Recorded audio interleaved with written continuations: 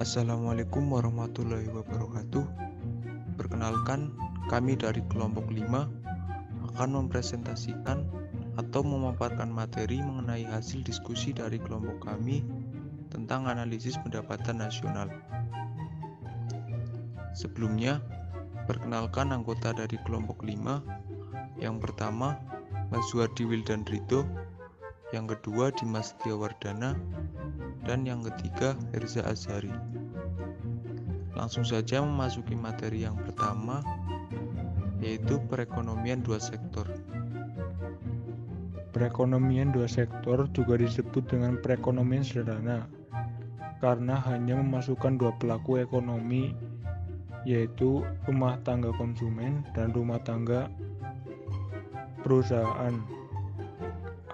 Aktivitas ekonomi rumah tangga konsumen adalah yang berlambang C, sedangkan aktivitas ekonomi rumah tangga perusahaan adalah berinvestasi yang berlambang I untuk berproduksi, sehingga persamaan pendapatan nasional dari sisi pengeluaran dapat dirumuskan sebagai E sama dengan C plus I. Sementara pada sisi lain, dari sisi pendapatan dialokasikan untuk memenuhi kebutuhan konsumsi dan sisanya ditabung atau dilambangkan jadi S, sehingga dapat dirumuskan persamaan sebagai berikut. Y sama dengan C plus S. Dari kedua persamaan tersebut dapat dirumuskan Y sama dengan E C plus. Berikut contoh soal. Misal diketahui kondisi suatu perekonomian sebagai berikut. Untuk konsumsi otonom atau CO sama dengan 12 triliun.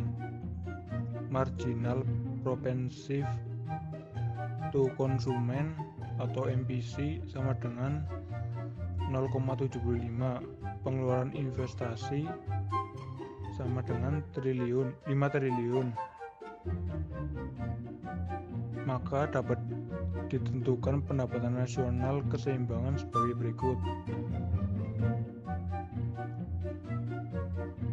Pendapatan nasional sama dengan C plus I. Y sama dengan 12 plus 0,75Y plus 5. Y sama dengan 17 plus 0,75Y. Terus koefisiennya disamakan menjadi Y kurang 0,75. Y sama dengan 17. 0,25Y sama dengan 17 sama dengan 0,25Y dibagi 17. Y sama dengan 68. Dari perhitungan tersebut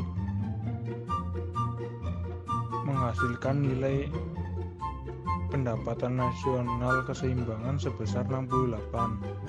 Nilai pendapatan nasional keseimbangan dapat mengalami perubahan manakala ada perubahan yang mempengaruhi komponen pembentukan, yaitu konsumsi atau investasi. Perubahan komponen konsumsi bisa berubah karena perubahan sebesar pendapatan nasional atau Y, atau perubahan perilaku dan kondisi konsumen yang ditandai dengan perubahan nilai MPC dan konsumsi otonom. Sedangkan perubahan nilai investasi diasumsikan semata-mata karena keputusan perusahaan yang tidak dipengaruhi oleh faktor-faktor lainnya. Perekonomian tiga sektor. Perekonomian tiga sektor memasukkan tiga pelaku ekonomi, yaitu rumah tangga konsumen, rumah tangga perusahaan, dan pemerintah. Peran dan kontribusi pemerintah dalam perekonomian dikonstruksikan dalam kebijakan fiskal, yaitu politik anggaran atau APBN, yang terdiri dari dua komponen, yaitu penerimaan negara dan belanja pemerintah. Komponen utama pada penerimaan negara adalah dari unsur pajak dan non-pajak yang kemudian dialokasikan untuk membiayai program dan proyek pembangunan yang sudah ditetapkan untuk mekanisme politik antara DPR sebagai lembaga perwakilan rakyat atau legislatif dengan pemerintah yang sebagai eksekutif. Dengan memasukkan peran pemerintah dalam perekonomian, maka formulasi dari persamaan pendapatan nasional pada perekonomian tiga sektor dari sisi pengeluaran adalah E sama dengan C plus I plus G, di mana E pengeluaran, C konsumsi rumah tangga, I pengeluaran investasi perusahaan, dan G pengeluaran pemerintah.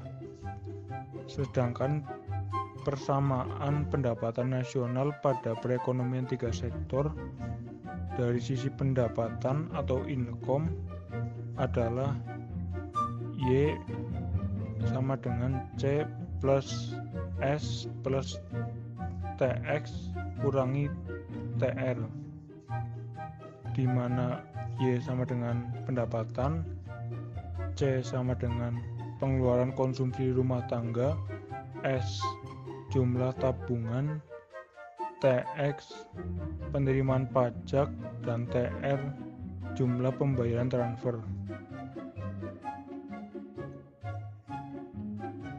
Pajak dan implikasinya pada perekonomian.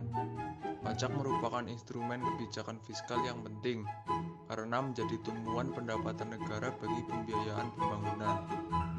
Ada dua bentuk pajak yang ditarik pemerintah, yaitu pajak yang besarannya tetap atau lump sum tax dan pajak yang besarnya dipengaruhi oleh besarnya pendapatan nasional atau proportional tax. Dalam realitas, contoh dari pajak tetap adalah pajak bumi dan bangunan yang jumlahnya tetap dari tahun ke tahun. Sedangkan pajak yang sifatnya proporsional adalah pajak penghasilan dan pajak penjualan yang besarnya tergantung dari besarnya penghasilan dan nilai penjualan. Artinya semakin besar penghasilan wajib pajak, maka semakin besar pajak yang harus dibayarkan. Fungsi pajak tetap diformulasikan sebagai berikut. TX sama dengan TXO, sedangkan fungsi pajak proporsional diformulasikan sebagai berikut. TX sama dengan T dikali Y, di mana TX sebagai pajak, TXO sebagai pajak otonom, T sebagai marginal tax rate atau besarnya pertambahan pajak dari setiap penambahan pendapatan per satu satuan, dan Y sebagai pendapatan nasional. Implikasi pajak pada perekonomian dijelaskan melalui pengaruhnya pada pendapatan yang siap dibelanjakan atau disposable income. Artinya, jika pajak dinaikkan, maka akan menurunkan pendapatan disposable dan mendorong penurunan pertumbuhan ekonomi melalui penurunan pengeluaran konsumsi. Sebaliknya, jika pajak diturunkan akan menaikkan pendapatan disposable, sehingga akan menaikkan pengeluaran konsumsi dan akhirnya akan mendorong pertumbuhan ekonomi. Sehingga dikatakan kebijakan meningkatkan pajak adalah kebijakan fiskal kontraktif karena menyebabkan pertumbuhan ekonomi menurun. Sedangkan kebijakan menurunkan pajak adalah kebijakan fiskal ekspansif karena mendorong peningkatan pertumbuhan ekonomi.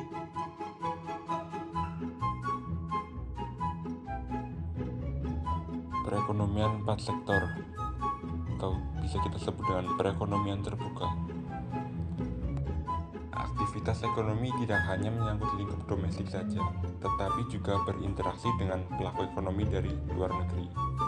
Banyak konsumen dalam negeri yang menyukai produk-produk dari luar negeri dan sebaliknya, banyak konsumen luar negeri yang berminat pada produk dari dalam negeri. Produk dalam negeri yang dijual di luar negeri menimbulkan kegiatan ekspor barang dan jasa. Sebaliknya, produk luar negeri yang dijual di dalam negeri menimbulkan aktivitas impor barang dan jasa. Ekspor dan impor barang dan jasa merupakan konsekuensi dari kekuatan pasar dalam menghadapi masalah keterbatasan. Ketiadaan barang dan jasa yang dibutuhkan rumah tangga konsumen dalam negeri mendorong munculnya aktivitas impor dan sebaliknya ketiadaan barang dan jasa di pasar luar negeri mendorong aktivitas ekspor. Formulasi dari kesamaan pendapatan nasional pada perekonomian terbuka sebagai berikut. Y sama dengan C ditambah I ditambah G ditambah dalam kurung X min M tutup kurung, di mana X sama dengan ekspor, M sama dengan impor. Cara teoritis ekspor ditentukan oleh beberapa faktor antara lain pertumbuhan ekonomi dunia atau pertumbuhan ekonomi negara-negara mitra dagang, nilai tukar rupiah, kurs nilai tukar perdagangan, terms of trade, tingkat bunga, dan harga minyak dunia. Di samping itu, ekspor juga dipengaruhi oleh faktor-faktor non-ekonomi seperti stabilitas politik dunia, kondisi iklim di negara tujuan ekspor, hubungan politik dengan negara mitra dagang, dan sebagainya. Namun, dalam materi ini diasumsikan bahwa ekspor bersifat konstan dan tidak dipengaruhi oleh faktor-faktor lainnya.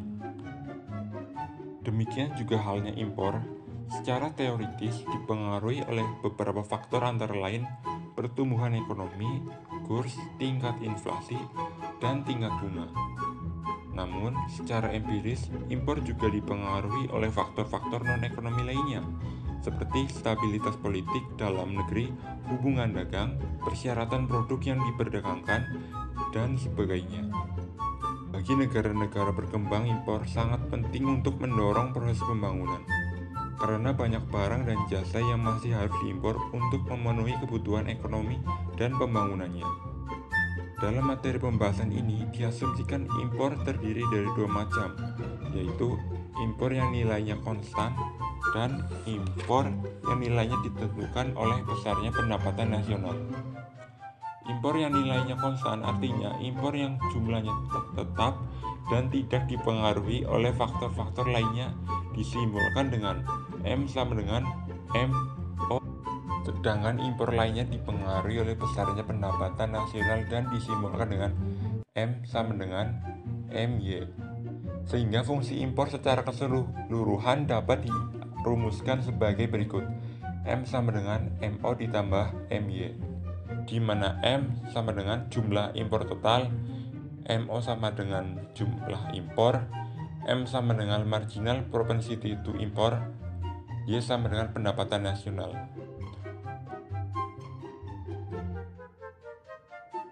Demikian tadi presentasi dari kelompok 5. Mohon maaf jika ada tutur kata yang tidak berkenan. Terima kasih atas perhatiannya. Wassalamualaikum warahmatullahi wabarakatuh.